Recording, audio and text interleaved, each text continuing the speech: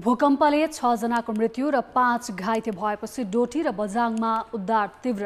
कान्तिपुर समाचारमा आज प्रदेश 1 का वन मन्त्री समेत रहेका मोरङ 3 1 का उम्मेद्वार शेखर चन्द्र थापाको डेङ्गी संक्रमणले निधन। चुनावमा 2.5 लाख कर्मचारी खटाउँदै निर्वाचन आयोग। कागज अभाव देखाएर जनक शिक्षाले नयाँ पाठ्य पुस्तक छाप्ने तयारी नै नथालेपछि आगामी वर्ष पनि विद्यार्थीले समयमै किताब नपाउने। सरकारले तोक्यो धानको समर्थन मूल्य। अन्तर्राष्ट्रियमा अमेरिकी चुनावमा कसले मार्ला बाजी र खेलकुदमा विश्वकप फुटबल बारेका सामग्री। नमस्कार, अब मुख्य समाचार। 17 लाख युवा कामको खोजीमा भौतारिँदा दलसँग छैन रोजगारीको भरपर्दो आधार। दैनिक 1500 युवा पलायन, ऊर्जाशील जनशक्ति विकासमा लगाउने अवसर गुम्दै। काठमाडौँको ग्रामीण क्षेत्रमा नै छैन चुनावको उत्साह। भोट माग्न हात जोड्दै आउने नेता चुनावपछि नफर्केको मतदाताको गुनासो। घरबार रोड छ, धुलो आउँछ, ऊ घर त्यस्तो भइरहेको धुलोले समस्या छ। सहकारीको ऋण नतिर्ने 881 जनालाई कालो सूचीमा राख्ने सरकारको तयारी। विदेश भागेकालाई पनि इन्टरपोल मार्फत फिर्ता ल्याइने। अमेरिकी निर्वाचनमा राष्ट्रपति बाइडेनलाई झड्का। तल्लो सदनमा विपक्षी रिपब्लिकन पार्टी बहुमत नजिक, माथिल्लो सदनमा भने कडा प्रतिस्पर्धा। र पाकिस्तान 13 वर्षपछि T20 विश्वकपको फाइनलमा न्युजिल्यान्ड 7 विकेटले पराजित। दोस्रो सेमिफाइनलमा भोलि भारत र इङ्ल्यान्ड भिड्दै।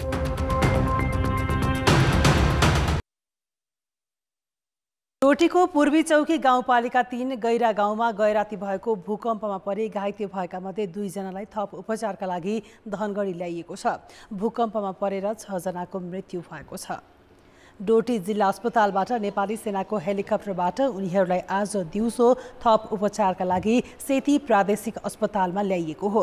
घाइते गैरा गाउँकी 45 वर्षीय विष्णा देवी बोहरा र थाना देवी बोहराको सेती अस्पतालमा उपचार भइरहेको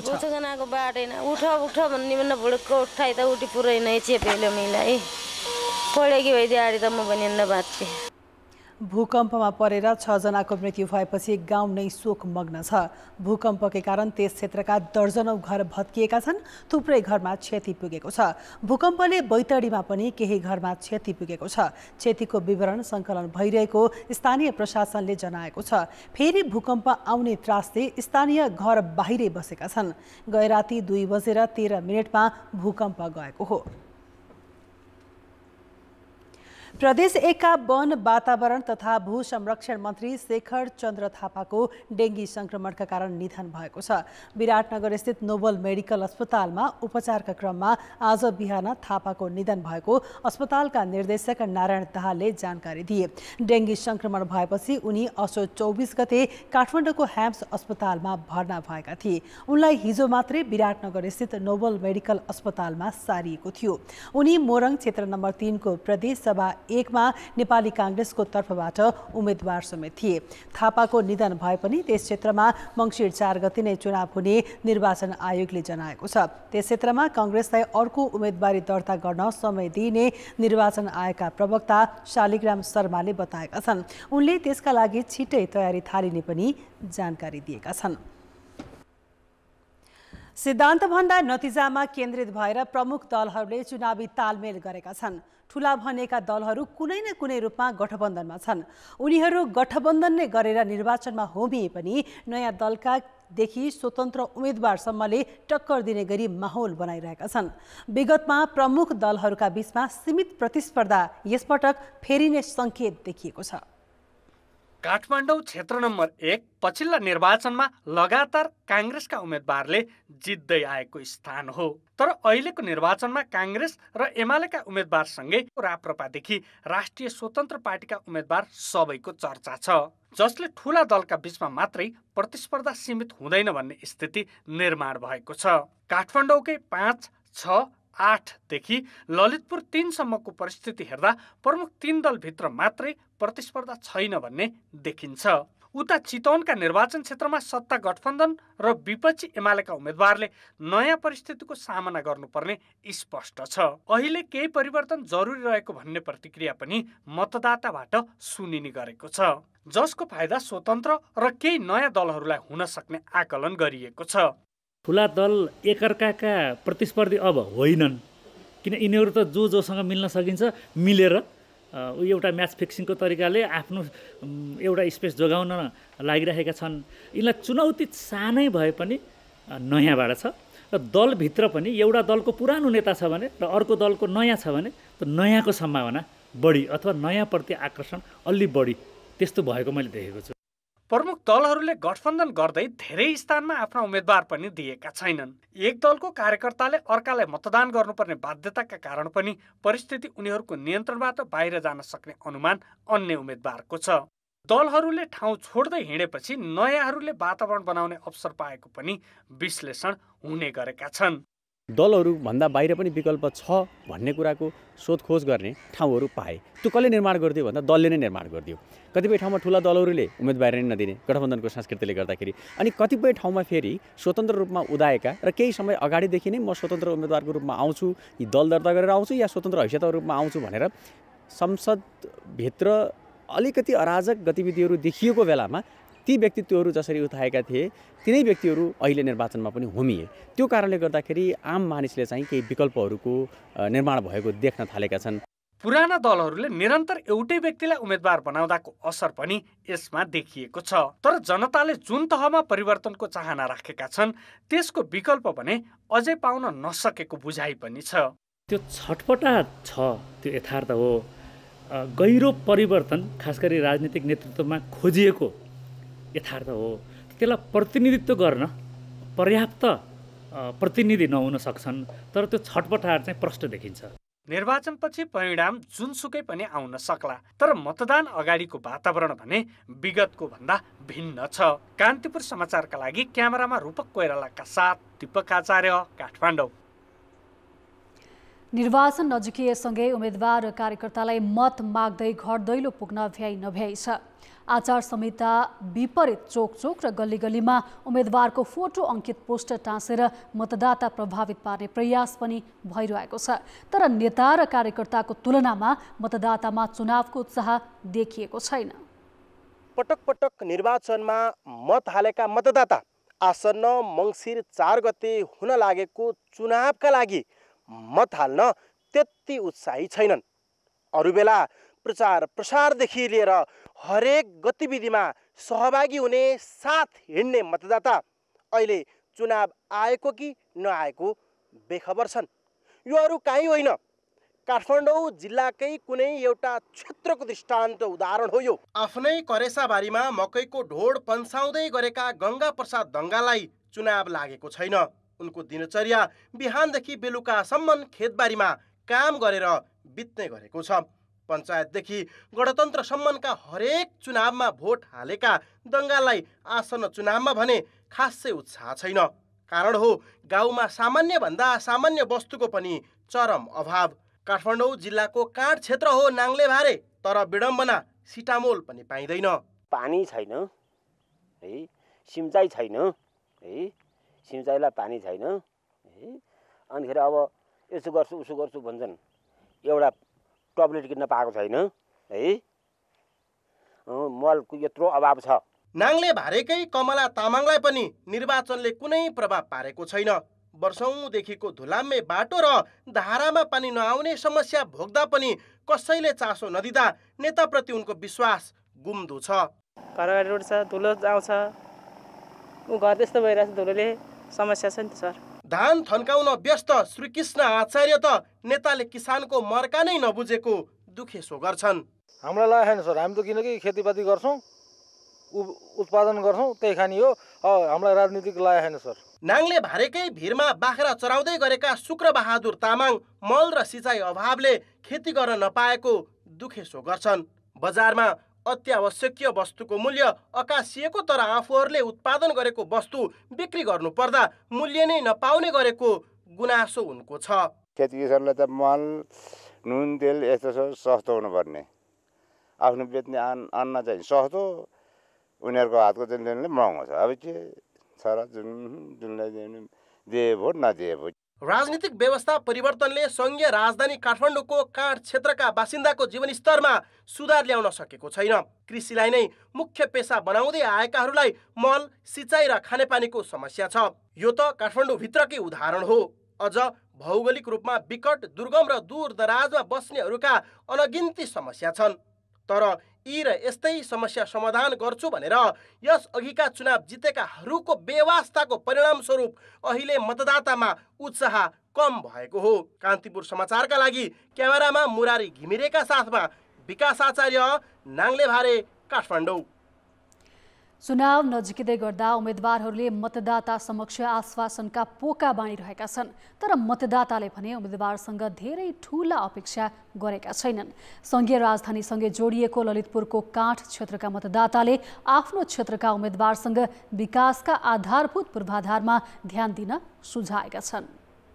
देश यति बेला चुनावमय भएको छ। दल तथा उम्मेदवारहरू जनतामाझ आफ्नो एजेन्डा लिएर पुगिरहेका छन् भने जनता पनि आफ्नो अपेक्षा पूरा गर्ने प्रतिनिधि चुन्ने जमर्को लिएर बसेका छन्। यसैबीच ललितपुरको काँठ क्षेत्र टिका भैरव लेलेका जनतालाई भने खासै ठूलो अपेक्षा छैन, मात्र आफ्नो कष्टकर जीवनशैली व्यवस्थित भइदिए पुग्छ। आजसम्म त सुख दुःख गरेर बाँचिया छ। अब जन्मेका बालबच्चाहरू चाहिँ दुःख नपाउन्। गाउँमा भनौँ न अब क्याम्पस यस्तो इलम राम्रो होस्, अब पढ्नलाई राम्रो होस्, शिक्षा होस्, बाटो राम्रो होस्। न त पूर्ण रूपमा सहरीकरण भइसकेको छ, न त कृषिमै आश्रित रहेर जीवनयापन गर्न सक्ने अवस्था छ। त्यसैले यहाँका जनताको माग भनेको आफ्नै ठाउँमा रोजगार, आधुनिक कृषि र औद्योगिकरण हो। कृषिलाई अवरोध लगाउने भन्छ, खै हाम्रो यत्रो वर्ष भइसक्यो, 14-15 वर्ष भइसक्यो। सरकारमा हामीले कति त्यो के भन्छ त्यो अनुदान फर्म भरेको आज कति 10 वर्ष भइसक्यो, 1 पैसा नि दिँदैन। त्यही त नि, त्यसमा त सरकारको त्यही अनुदान त भन्छ जनतालाई छकाउने ढान्ने त्यही त नि। मैले उत्पादन गरेको सामान कतै लगेर बेच्न, कहिले अब सामान नपुग्ने हुन्छ, कहिले चाहिँ अब 1-2 वर्षसम्म नबेच्ने नै हुन्छ कि। त्यसको लागि बजारको लागि राम्रो गर्नु पर्यो सरकारले। ललितपुर क्षेत्र नम्बर 1 निर्वाचन क्षेत्रका कतिपय स्थानहरू यस्तै विकट छन्। कति ठाउँमा त बाटोको सुविधासम्म पनि पुगेको छैन, जसकारण राजधानीको नजिकै भए पनि आफ्नो थाक थलो छोडेर सहर पस्न बाध्य छन्।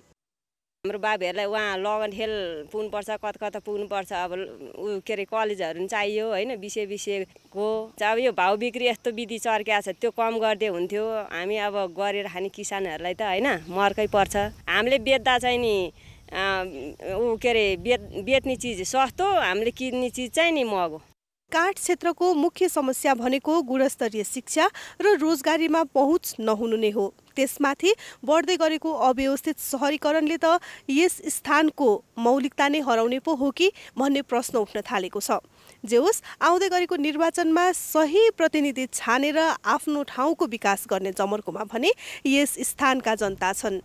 कान्तिपुर समाचारका लागि क्यामेरामा सञ्जय लुइटेलका साथ सृजना बास्तोला, ललितपुर। अब जनताको आवाज हामीले आज साथै प्रदेशमा सोधेका छौँ। तपाईका उम्मेदवारबाट तपाईको के अपेक्षा छ?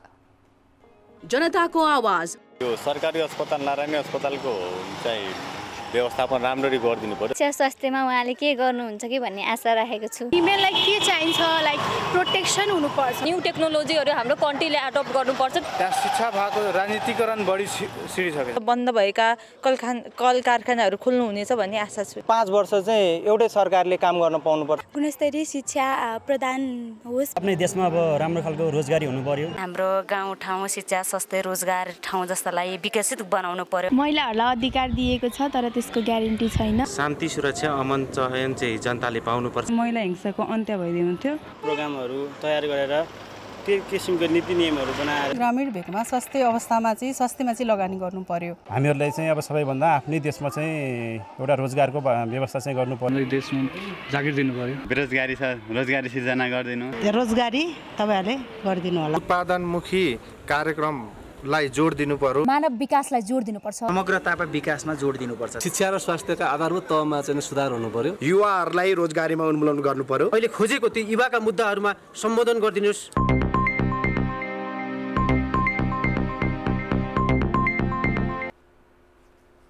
नेकपा एकीकृत समाजवादी पार्टीका अध्यक्ष माधव कुमार नेपालले प्रत्यक्ष निर्वाचित कार्यकारी प्रमुख र पूर्ण समानुपातिक प्रणाली स्वीकार्य नहुने बताएका छन्। कान्तिपुर टेलिभिजनको साप्ताहिक कार्यक्रम टफ टकसँगको कुराकानीमा अध्यक्ष नेपालले गठबन्धन दल माओवादी केन्द्रले घोषणा पत्रमा प्रत्यक्ष निर्वाचित कार्यकारी प्रमुख भने पनि त्यस्तो व्यवस्थाले निरङ्कुशता ल्याउने दावी गरेका छन्। म अन्तर्राष्ट्रिय अनुभवलाई सामने राखेर नेपालकी सन्दर्भलाई सामने राखेर त्यो बेकारको हो बेठिक हो भने म पुष्टि गर्छु। त्यसैले प्रत्यक्ष निर्वाचित राष्ट्रपति र प्रधानमन्त्रीको सिस्टम ठिक होइन। एक, पूर्ण समानुपातिको सिस्टम पनि ठिक होइन। दुई,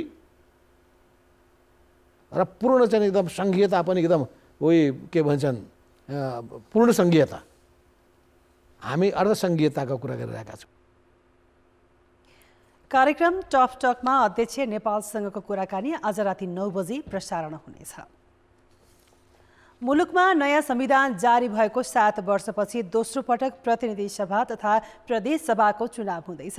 राजनैतिक दलहरूले चुनावका लागि घोषणा पत्र जारी गरिसकेका छन्, तर कतिपय दलले भने यसपालिको चुनावमा शासकीय स्वरूप फेर्ने एजेन्डा अघि सारेका छन्। संविधानको रक्षा र राजनीतिक स्थिरताका लागि भोट माग्ने दलहरूले नै प्रणाली परिवर्तनको मुद्दा अघि सारेर दैव चरित्र अपनाएको टिप्पणी हुन थालेको छ। चुनावी तालमेल गरेका सत्ता गठबन्धन दलहरू विचार र सिद्धान्तका दृष्टिले जसरी भिन्न छन्, उनीहरूले जारी गरेको चुनावी घोषणापत्रमा उत्तिकै भिन्नता छन्।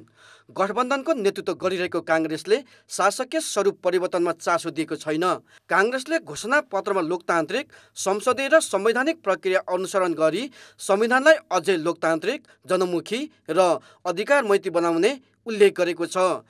तर सहयात्री दल नेकपा माओवादीले भने प्रत्यक्ष निर्वाचित कार्यकारी राष्ट्रपति र राष्ट्रपतिले मन्त्री परिषद गठन गर्ने प्रस्ताव अघि सारेको छ। स्थिरता, शान्ति र समृद्धिका शासकीय स्वरूप परिवर्तन गर्नुपर्ने माओवादीको तर्क छ। अघिल्लो निर्वाचनमा प्रत्यक्ष निर्वाचित कार्यकारी प्रधानमन्त्रीको पक्षमा उभिएको नेकपा एमाले यसपटक भने शासकीय स्वरूपका सन्दर्भमा मौन छ। संविधान निर्माणमा सक्रिय भूमिका निर्वाह गरेका र संविधानको सही कार्यान्वयनको कुरा उठाइरहेका दलहरूले नै शासकीय स्वरूपमा परिवर्तनको मुद्दा उठाएर राजनीतिक इमान्दारिता नदेखाएको विश्लेषण गर्न थालिएको छ। पछिल्ला एक चरण हामीले तीनै तहको सरकारको अभ्यास गरिसकेका छौँ। संविधान अभ्यासका क्रममा कहाँनिर रिक्तता भयो, कहाँनिर संवैधानिक अडचनहरू भयो या अन्तर्विरोध भयो, त्यसको व्यवस्थापनका लागि संविधान संशोधन गर्ने हो। तर यी कुराहरूप्रति ध्यान नदिइकन उहाँहरू जसरी चाहिँ समग्रतामय संविधानको अन्तर्वस्तु परिवर्तन गर्ने कुरा गर्नुभएको छन्, यो राजनीतिक रूपमा र नैतिक रूपमा बेइमानी कुरा हो।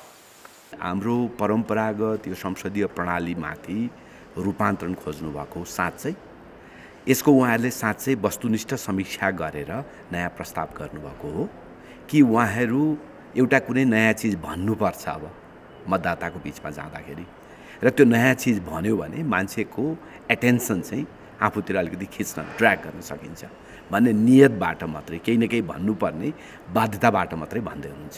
राष्ट्रिय प्रजातन्त्र पार्टीले त अभिभावकीय राजतन्त्र, पूर्ण समानुपातिक संसदीय प्रणाली र प्रत्यक्ष निर्वाचित कार्यकारी प्रधानमन्त्रीको प्रस्ताव गरेको छ। एकीकृत समाजवादी अहिलेको शासन व्यवस्थाको पक्षमा रहे पनि निर्वाचन प्रणाली सुधारको पक्षमा छ। शासकीय व्यवस्था जतिसुकै राम्रो बनाए पनि शासकको नियतमै खोट भएमा त्यसले उद्देश्य प्राप्त गर्न सक्दैन। नेतृत्वले सही शासन प्रणालीलाई पूर्ण रूपमा सञ्चालन गर्न नदिएर यति छिटो अर्को प्रणालीतर्फ लाग्ने कुराले प्रश्न उठाएको छ। संविधान राम्रो छ, शासकीय व्यवस्था राम्रो छ, तर शासक खराब हुने बित्तिकै जुनसुकै शासन व्यवस्था पनि खराब हुन्छ। त्यसकारण हामीले जनताले खोजेको भनेको सर्भिस हो, विकास हो, समृद्धि हो, त्यहाँ जानुपर्छ।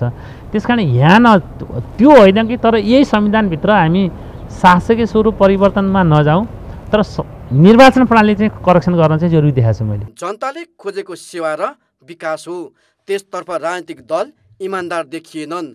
आफ्नो अक्षमता लुकाउन व्यवस्थालाई दोष दिने प्रवृत्ति हाबी देखिन्छ।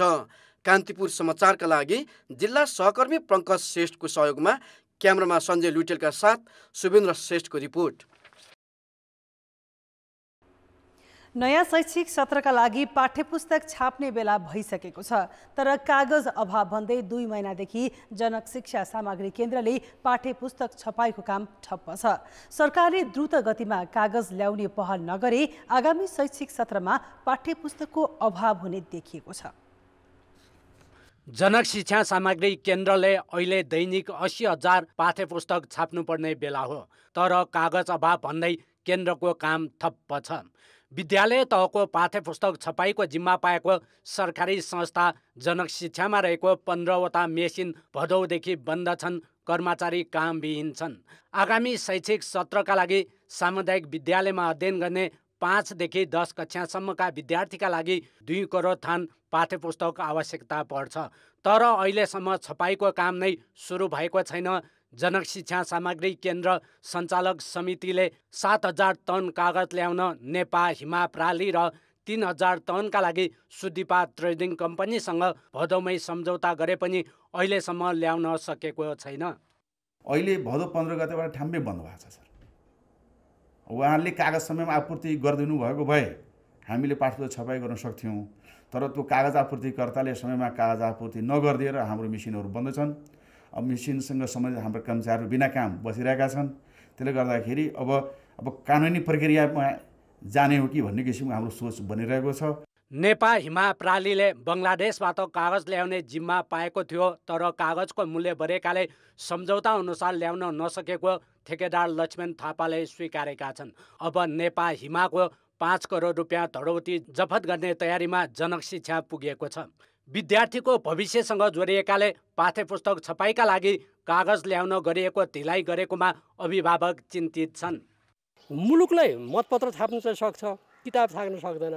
किताब छाप्नलाई पनि साधन स्रोत दिनु पर्यो। म जनक शिक्षालाई मात्र गाली गर्न चाहन्न। उसलाई चाहिने साधन स्रोत कागजको कुराहरू होला, पैसा के होला, उसलाई छाप्नलाई चाहिने मेटेरियल दिएर पनि छापेन भने जनक शिक्षालाई कारबाही गर्नु पर्यो।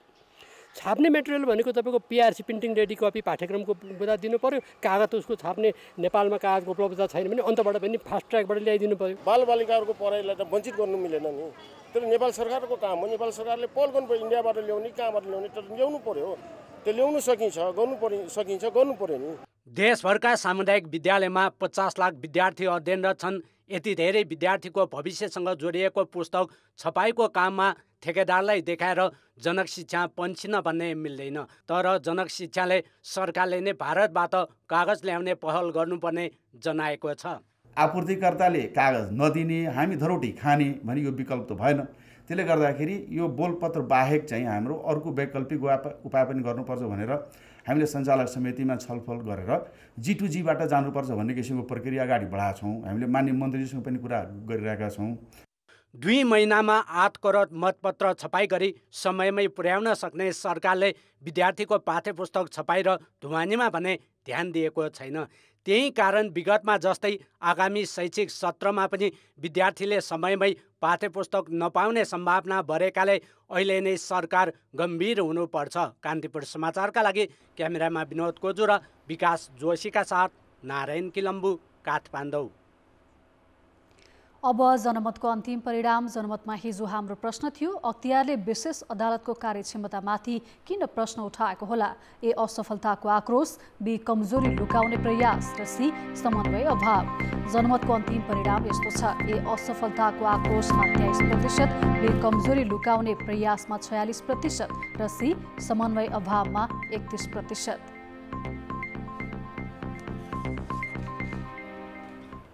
अब आजको प्रश्न। जनमत। हाम्रो प्रश्न छ, विद्यालयका पाठ्यपुस्तक छाप्न कागजकै अभाव हुनुलाई के भन्ने? ए, लापरवाहीको हद, बी, ठेकेदारको बेइमानी र सी, मिलेमतोको परिणाम। जनमतको अन्तिम परिणाम भोलि साँझ 8 बजेको कान्तिपुर समाचारमा प्रसारण गर्नेछौँ। कृपया NEWS news space A, B वा C टाइप गरी 34001मा SMS गरी आफ्नो मत व्यक्त गर्नुहोला। सर्वोच्च अदालतले मुद्दाको चाप घटाउन सर्वोच्च तथा उच्च अदालतका पहिले आदेश गरेका न्यायाधीशले पनि मुद्दा हेर्न मिल्ने व्यवस्था गरेको छ। सर्वोच्च अदालतको पूर्ण बैठकले मुद्दाको चाप घटाएर मुद्दा फर्स्यो दर बढाउन हेर्न नमिल्ने न्यायाधीशको सूची घटाउने निर्णय गरेको हो। यसअघि उच्च तथा सर्वोच्च अदालतका न्यायाधीशले थुन्चेक, झगडिया झिकाउने वा अल्पकालीन वा अन्तरिम आदेश दिएका मुद्दा पनि हेर्न नमिल्ने अभ्यास थियो। अब यस्ता मुद्दा हेर्न मिल्ने बनाइएको छ। पटक पटक हेर्न नमिल्नेमा परिपेश स्थगित हुन थालेपछि बढेको मुद्दाको चाप घटाउन यस्तो निर्णय गरिएको हो। सुदूरपश्चिमकै प्रसिद्ध उग्रतारा मेला डडेलधुरा स्थित उग्रतारा भगवतीको मन्दिरमा सम्पन्न भएको छ। विधिवत पूजाआजासहित मङ्गलबार राति सुरु भएको मेला आज सम्पन्न भएको हो। हरेक वर्ष कार्तिक शुक्ल पूर्णिमाका दिन लाग्ने उग्रतारा मेलाका दिन मन्दिरमा पूजा अर्चना गरेमा मनोकामना पूरा हुने धार्मिक विश्वास छ। मेलामा सुदूरपश्चिमका बैतडी, डोटी, कैलाली, कञ्चनपुर, दार्चुला र बझाङ जिल्लाका साथै भारतबाट समेत भक्तजन उग्रतारामा दर्शन गर्न आउँछन्। अर्थ र विकास पटक पटक सूचनामा पनि ऋण चुक्ता गर्ने चासो नदेखाएपछि 11वटा समस्याग्रस्त सहकारीका 881 ऋणीलाई सरकारले कालो सूचीमा राख्ने भएको छ। 15 दिनका लागि सार्वजनिक सूचना जारी गरेको समस्याग्रस्त सहकारी व्यवस्थापन समितिले कालो सूचीमा राखेर राहदानी, बैंकिङ सेवा, घर जग्गा कारोबार सहित सार्वजनिक सेवा नै रोक्का राख्ने प्रक्रिया अघि बढाएको छ। अहिले 12वटा सहकारी समस्याग्रस्त छन्। तीमध्ये ओरेन्टललाई पुनः सरकारले हालै मात्र समस्याग्रस्त घोषणा गरेको हो। सहकारीबाट ऋण लगेर नतिर्नेमाथि कारबाही प्रक्रिया अघि बढाउन थालिएको हो। समितिका अनुसार 881 जनाले 97 करोड 75 लाख बराबरको ऋण चुक्ता गर्न बाँकी छ। ऋण नतिरेर विदेश गएकालाई समेत इन्टरपोल मार्फत फिर्ता ल्याउने सरकारको तयारी छ। र लिनुभएको छैन भने राहदानी जारी नगर्ने र कालो सूची भन्नाले सरकारी संयन्त्रबाट जुन सरकारी निकायबाट जुन सेवा प्रवाह हुने हो, जस्तो बैंकिङ क्षेत्रबाट, सरकारका स्थानीय तहबाट र परराष्ट्रबाट र हरेक मन्त्रालय संयन्त्रबाट जुन उहाँहरूले सेवा पाउने हो, त्यो सेवाबाट वञ्चित गर्न समेत हामीले चाहिँ कालो सूचीमा राख्ने एउटा पूर्व सूचना हामीले जारी गरेको हो। 11वटा सहकारीमा 922 जना बचतकर्ताको 79 करोड रकम फसेको छ। 1 अर्ब 44 करोड मध्ये 44 अर्ब बराबरको रकम भने विभिन्न ऋणीबाट उठाएर समितिले भुक्तानी गरिसकेको छ। तर बाँकी ऋणीले चुक्ता गर्न अटेर गरेपछि बचतकर्ताको रकम फिर्ताका लागि समितिले नतिर्नेलाई कालो सूचीमा राखेर भए पनि असुल गर्ने प्रयास थालेको हो। सरकारले धानको न्यूनतम समर्थन मूल्य तोकेको छ।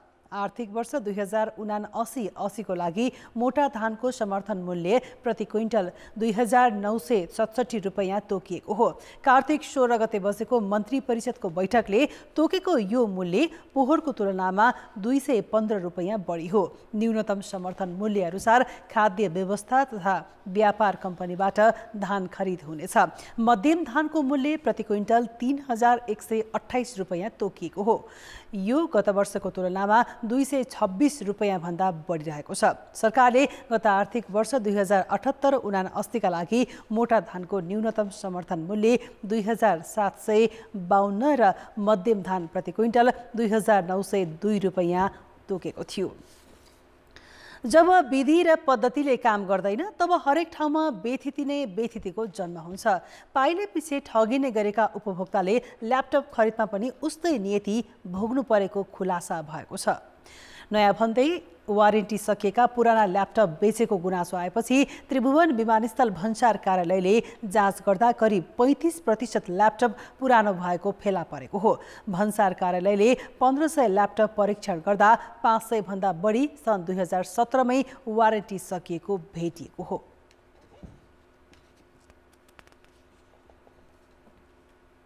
आफ्नो भन्सार क्षेत्रमा सुरुको फर्स्ट बिन्दुमा जसरी समात्यो त्यस्तै गरेर अन्य अनुगमन गर्ने निकायहरूले पनि, जस्तै वाणिज्य विभाग लगायतका निकायहरूले पनि अब के कुरामा चाहिँ अलि बढी सचेत हुनुपर्ने अवस्था छ भने अहिले ट्रेडिसनल रूपबाट कस्तो छ भने यस्ता डिजिटल आइटमहरू जस्तो हामीले यो ल्यापटप, मोबाइल लगायतका कुराहरूप्रति त्यति धेरै हामीले ध्यान दिन नसकिरहेको अवस्था छ। त्यतातर्फ पनि उहाँहरूको मोनिटरिङले पनि ती कुराहरूलाई हेर्नुपर्ने अवस्था चाहिँ अब देखिएको छ। बरामद ल्यापटप वातावरण विभागको प्राविधिक टोलीले जाँच गरेपछि कानुनी प्रक्रिया पूरा गरेर लिलाम बिक्री गरिने भन्सार कार्यालयले जनाएको छ। चालु आर्थिक वर्षमा 1 अर्ब 62 करोड रुपैयाँ बराबरका 24,711 थान ल्यापटप भित्रिएका छन्। खेलकुद समाचार। कान्तिपुर खेलकुद समाचारमा स्वागत छ। नेपाल क्रिकेट सङ्घ क्यानले 1-2 दिनमै राष्ट्रिय क्रिकेट टिमको कप्तान नियुक्तिको टुङ्गो लगाउने भएको छ। नियुक्ति प्रक्रिया अन्तिम चरणमा पुगेको सचिव प्रशान्त विक्रम मल्लले बताए। नाबालिग करणीको आरोपमा सन्दीप लामिछाने निलम्बित भएपछि कप्तानको पद रिक्त छ। प्रशिक्षक र छनौट समितिसँगको सल्लाहमा केही दिनमै कप्तान नियुक्त गरिने मल्लले बताएका हुन्। नेपालले कार्तिक 28 गतेदेखि टिओ मैदानमा युएईसँग 3 एकदिवसीय खेल खेल्दैछ। युएई सिरिज मात्र नभएर दीर्घकालीन सम्भावनाको आधारमा कप्तान नियुक्तिको तयारी भइरहेको क्यानले जनाएको हो।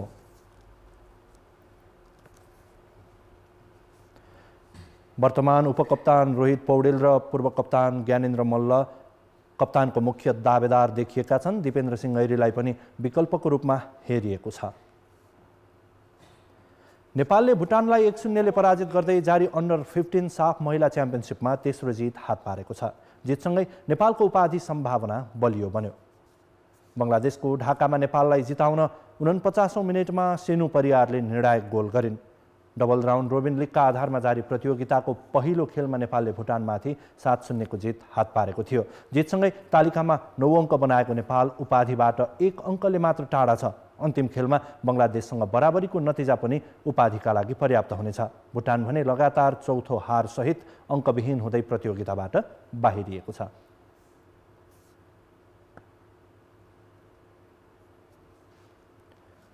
खेलको समाचार अहिलेलाई यति नै। अब मौसम सम्बन्धी जानकारी।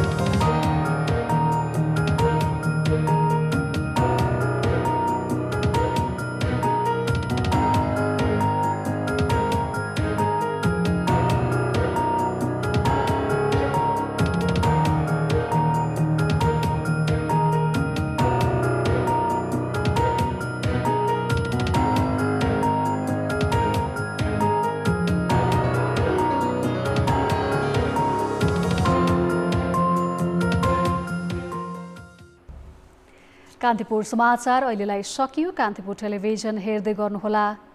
नमस्ते।